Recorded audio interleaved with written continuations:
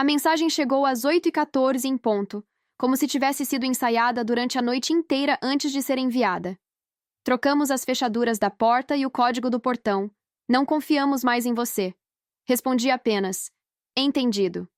É o tipo de frase que fica gravada, mesmo com o passar dos anos. Fiquei encarando a tela, não por surpresa. No fundo, eu sempre soube que algo assim aconteceria. Mas pela frieza, pela impessoalidade. Parecia uma demissão, só que da própria família. Sem esperar resposta, entrei no aplicativo do banco e cancelei a transferência automática de 4.800 hours que ainda fazia religiosamente todo mês para ajudar na casa deles. A mesma casa que haviam dado à minha irmã, pois, segundo eles, ela lhes deu netos, enquanto eu só havia trazido decepções. 2 dias depois, recebi outra mensagem, dessa vez de um número diferente. Sem emojis, sem reticências irônicas. Apenas um assunto em letras garrafais, vindo de um escritório de advocacia. Temos um problema. Ligue imediatamente. Nunca liguei. Quando o e-mail chegou, já era tarde demais. Mas antes de explicar, é preciso voltar no tempo. Essas histórias não começam com a ruptura. Começam com a ilusão de afeto. Começam com uma criança que diz sim para tudo, acreditando que um dia isso será reconhecido, que receberá um obrigado, que vai importar de verdade. Essa criança era eu. Por anos paguei contas, resolvi problemas, carreguei fardos, e tudo era chamado de ajuda. Até o dia em que parei. Naquela manhã em que trocaram as fechaduras, algo mais profundo já havia mudado em mim. Eu não achava que estava apenas ajudando, acreditava que estava salvando a família, a casa, o equilíbrio. Durante quase 4 anos, paguei o financiamento do imóvel. 4.800 hours por mês, sem falhar. Também cobria luz, seguro, internet e até o conserto do telhado depois da tempestade. Tudo no meu nome, com o meu crédito, com o meu dinheiro. Nunca houve um obrigado. Minha irmã Camila sempre estava em apuros. Estourava o cartão, eu pagava. O carro quebrava, eu resolvia. A creche ficava cara demais, eu enviava dinheiro, até ela se reorganizar. 3 anos depois, ela ainda estava se reorganizando.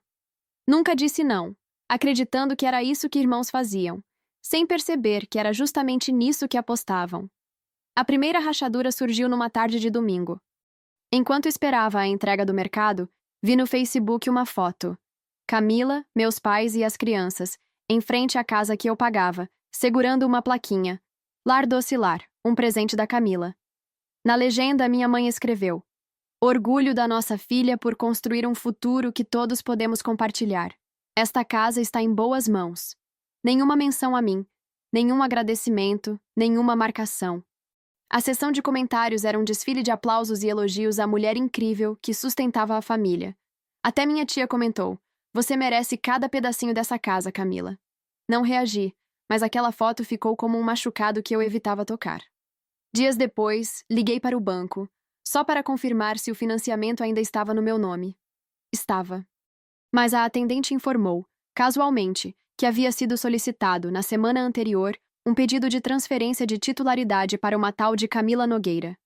Meu coração gelou. A verificação não havia sido concluída, mas os documentos estavam em andamento. Desliguei, chequei minha conta e percebi que $2.400 haviam sumido, transferidos para um cartão que eu não usava mais, o cartão emergencial que eu havia quitado para ela anos antes. Mandei mensagem: você usou meu cartão de novo? Ela respondeu: não transforma isso num problema. Precisávamos comprar comida e sapatos para as crianças. Achei que ainda dividíamos esse cartão. Nós não dividíamos. Minha mãe entrou na conversa. A Camila está passando por muita coisa. Ela vai te pagar. Não briguemos por trocados. Trocados. 2.400 hours eram trocados, quando se tratava de mim, mas qualquer atraso dela era tratado como tragédia. Logo depois, o grupo da família foi renomeado para Círculo Familiar. Postaram um meme. Um homem entregando a carteira com a legenda Energia de irmão mais velho. Pague agora, pergunte nunca. Meu primo marcou meu nome. Outro perguntou se eu pagaria o financiamento estudantil dele. Até meu pai brincou. Só se batizar o filho com o nome dele. Tem que agradar o patrocinador. Saí do grupo. Fui colocado de volta. Saí novamente. Depois, bloqueei todos. Nada disso, porém, se comparou ao que aconteceu numa sexta-feira. Eu estava cortando a grama do quintal. O mesmo que cuidava há 3 verões, porque, segundo meu pai, não vale pagar alguém se você está por perto. O cortador engasgou e parei para beber água.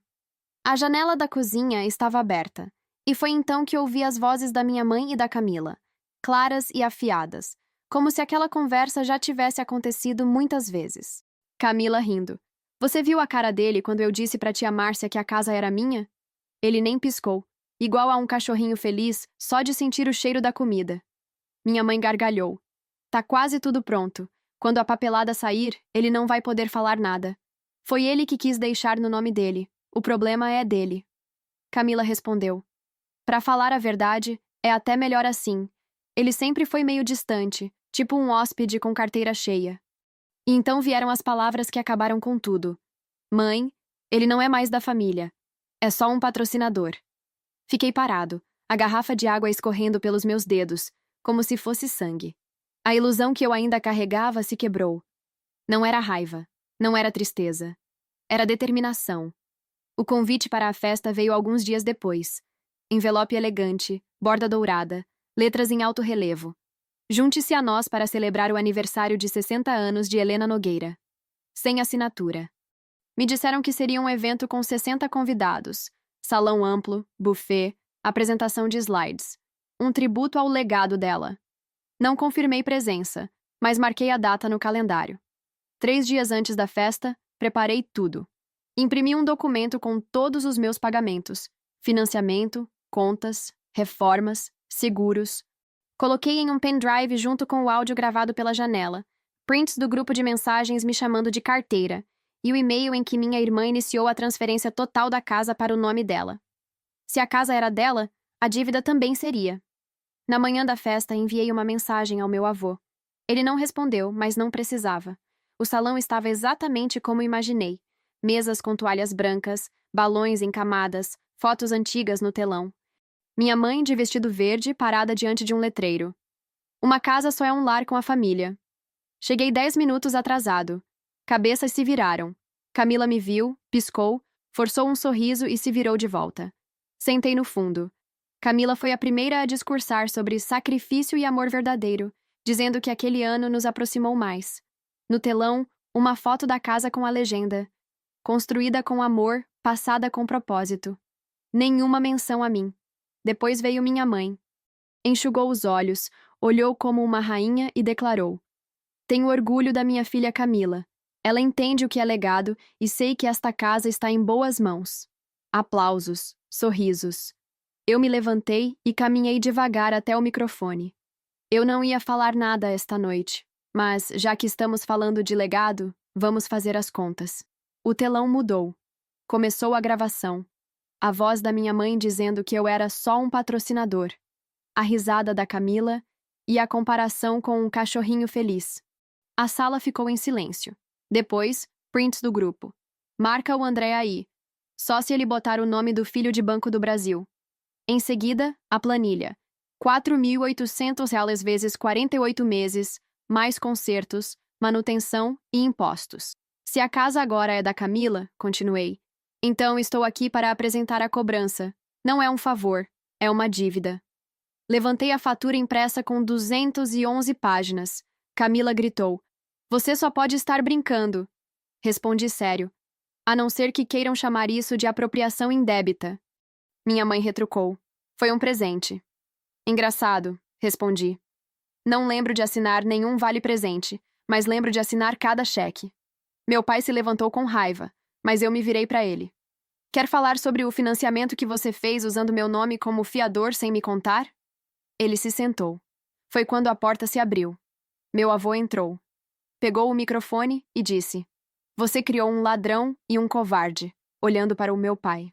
Tentaram enterrar um filho no silêncio, mas lama não esconde pegadas por muito tempo. Virou-se para mim. A confiança agora é sua. Mudei tudo semana passada. O nome da Camila foi removido completamente. O rosto da minha mãe caiu. Camila precisou se apoiar na cadeira. Querem falar de legado? Conquistem com esforço. Ele largou o microfone e saiu. Coloquei a fatura na mesa de presentes, ao lado de caixas de vinho. Trocaram as fechaduras? Perguntei, alto o bastante para todos ouvirem. Eu troquei o rumo da minha vida. Não sou mais o doador, sou o cobrador. Saí sem olhar para trás. No dia seguinte, acordei com 57 mensagens não lidas. A primeira era da minha mãe. Você me humilhou no meu aniversário. Fez piada com o próprio sangue. Logo depois, meu pai. Não importa o que você ache que merece, você não vai ver um centavo. Camila, como sempre, ficou em silêncio, postando apenas uma tela preta nos stories. Nos comentários da última foto dela, um desfile de solidariedade vazia. Você não merece isso, força mana. Nenhum deles sabia que ela me chamou de carteira pelas costas, nem viram a fatura. 2 dias depois, recebi uma ligação de um número desconhecido. Atendi por curiosidade. Senhor Nogueira? Disse uma voz calma. Sou Daniel Mota, advogado representando seus pais. Gostaríamos de discutir uma solução financeira. Fiquei em silêncio. Eles não querem um processo. Querem resolver discretamente, sem mídia, sem redes sociais. Em troca, estão dispostos a oferecer um acordo. Me recostei. Deixa eu adivinhar. Metade do que me devem, em troca do meu silêncio. Um valor razoável, considerando que seria informal. Quase ri. Daniel, tenho cada recibo, cada depósito, gravação deles zombando de mim e confessando o que fizeram. Estamos cientes, respondeu ele tenso. É justamente por isso que ligamos. Então é o seguinte, quero o valor integral, cada centavo. Ou entro com processo público e junto o áudio como prova. Vocês têm 72 horas. Entendido, disse ele antes de desligar. Exatas 72 horas depois, o dinheiro caiu. 1.143.254,12, identificado como acordo de reembolso sem reconhecimento de culpa. Não veio dos meus pais, nem da Camila. O remetente era uma conta empresarial desconhecida, provavelmente de algum amigo desesperado do meu pai. O que tornou tudo ainda mais satisfatório. Imprimi a transação, arquivei, salvei em vários lugares. Não respondi, não agradeci, não disse nada. Eu não queria reconciliação, queria o pagamento. Uma semana depois, postei um vídeo curto. Fundo neutro, tom calmo. Alguns dizem que encerramento vem com perdão. Para mim, veio com transferência bancária. 1.143.254,12. O preço de 4 anos de silêncio e obediência, bancando o sonho dos outros. Antes me chamavam de família, depois de patrocinador. Agora, podem me chamar de quitado. Borrando os números das contas, mas deixando o valor visível. O vídeo viralizou. Terapeutas compartilharam. Adultos que romperam com famílias tóxicas comentaram. Um cara disse que se inspirou para cancelar o leasing do carro da mãe. Não respondi. No mesmo dia, recebi mensagem de voz do meu pai. Então é isso? Você acha que venceu? Você não faz mais parte dessa família. Deletei antes de ouvir o resto. Eles trocaram as fechaduras. Eu troquei os termos. Agora moro num apartamento pequeno, moderno, com janelas enormes e silêncio absoluto. Sem grupo de família, sem pedidos de última hora, sem chantagens emocionais disfarçadas de preocupação. Às vezes me perguntam se dói estar longe. Não dói. Porque não estou longe. Estou livre. E liberdade custou exatamente 1.143.254,12. Muita gente quer saber se me sinto mais leve agora. Se cortar os laços trouxe paz. A resposta é simples. Não é leveza, é lucidez. Paz nem sempre é flutuar. Às vezes é firmeza, a certeza de que, finalmente, estou do meu próprio lado. Depois disso, eles sumiram. Sem ligações, sem cartas, só silêncio. Não o silêncio que machuca, mas o que confirma a verdade. Nunca fui filho para eles. Fui um serviço. E quando deixei de funcionar, deixei de existir. 2 meses depois, aprendi a gostar das manhãs. A luz entrando pelas janelas limpas, o som do café passando, e não de notificações apitando. Sem pedidos de transferência rapidinha, sem indiretas do tipo, adivinha quem não ligou pra mãe hoje? Meu celular agora fica quieto. Alguns que conhecem pedaços da história ainda insistem, mas é sua família. Eu sei. Do mesmo jeito que uma gaiola pode parecer um lar. Você acha que é casa porque nunca conheceu outra coisa. Mas eu saí. Aqui fora, o ar não exige que eu prove meu valor. Hoje só conto a história inteira para quem merece ouvir. Repetir trauma cansa. Então, quando me perguntam por que não falo mais com eles, respondo: Eu parei de confundir acesso com amor. Isso costuma encerrar a conversa. Antes eu até olhava contas antigas para ver se haviam tentado contato. Nunca tentaram. Nenhum pedido de desculpas, nenhuma explicação, nem mesmo uma chantagem mal disfarçada. Nada. Como se os 1.143.254,12 fossem um erro administrativo corrigido me apagando. Está tudo bem. Deixa eles fingirem. Fingir é o que fazem melhor. Provavelmente acham que ainda me importo, que estou remoendo mágoas, esperando um pedido de desculpas. Mas não estou. Já vi quem eles são de verdade. E quando a máscara cai desse jeito, você não espera que volte ao lugar. Perdão? É uma palavra que jogam por cima do ombro quando estão frios de culpa e querem seu calor sem merecer. Perdão exige reconhecimento, responsabilidade e arrependimento. Eles não ofereceram nada disso. Então eu também não ofereço nada. Minha terapeuta uma vez perguntou: o que você diria a eles agora se estivessem na sua frente?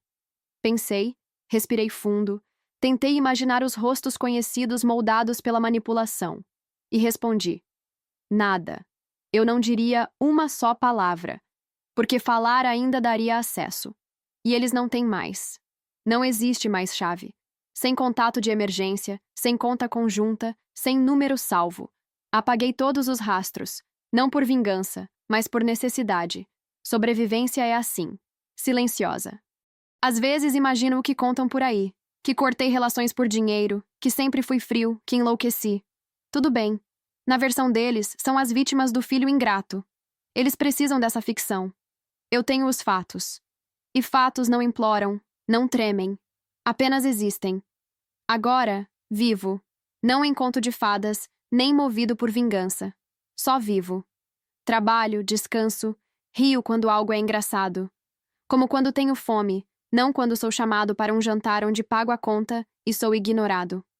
Ainda lembro de quando minha mãe disse: se um dia você for embora, vamos desmoronar. Ela estava certa. Eles desmoronaram. Eu não. Não estou quebrado. Não estou esperando. Eu só terminei. Como um número bloqueado. Uma caixa de entrada limpa. Um toque que cai na primeira chamada. Só eu, inteiro. E livre.